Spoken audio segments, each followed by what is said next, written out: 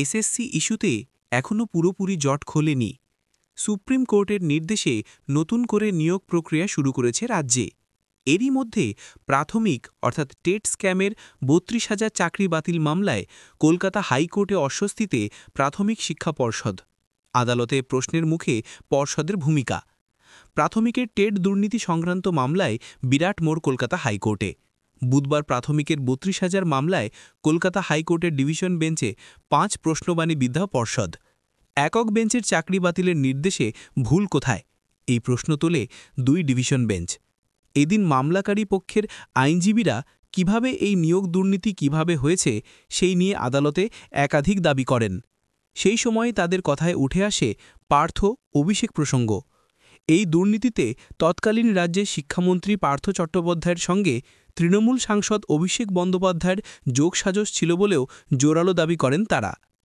মামলার শুনানিতে মামলাকারীদের পক্ষে সওয়াল করেন আইনজীবী বিকাশ রঞ্জন ভট্টাচার্য, ফিরদৌস শামীম, সুদীপ্ত দাশগুপ্তরা। বিচারপতি তপব্রত চক্রবর্তী এবং বিচারপতি ঋতব্রত কুমার মিত্রের বেঞ্চের প্রশ্ন, পুরুলিয়া, দক্ষিণ ২৪ পরগনা সহ বিভিন্ন জেলায় যোগ্য চাকরি প্রার্থীদের ছেড়ে অযোগ্যদের চাকরি নিয়ে অভিযোগ কেন? এদিনের শুনানি উঠে আসে এসএস বাসুরায় কোম্পানির প্রসঙ্গ। আদালতের প্রশ্ন, এই কোম্পানি কি শুধুই টেট ২০১৪ পরিচালনা করেছে, নাকি নিয়োগ প্রক্রিয়াতেও এদের ভূমিকা ছিল? ডিপিএসসিগুলি থেকে কেন্দ্রীয়ভাবে বোর্ড চেয়ারম্যানের হাতে ক্ষমতা হস্তান্তরের সংশোধনী সম্পূর্ণ পদ্ধতি মেনে হয়েছে কিনা সেই প্রশ্ন তোলে হাইকোর্টে ডিভিশন বেঞ্চ। পাশাপাশি রাজ্যের অনুমোদন নিয়ে কি সেই সংশোধনী করা হয়েছিল, এই প্রশ্ন তোলা হয়। বুধবার এই সমস্ত বিষয় অবস্থান স্পষ্ট করার জন্য প্রাথমিক বোর্ডকে নির্দেশ দিয়েছে হাইকোর্ট। একই সাথে সিবিআই চার্জশিটে দুর্নীতি নিয়ে সওয়ালে যে অভিযোগ তোলা হয়েছে সেই বিষয়ে অবস্থান জানাতে হবে।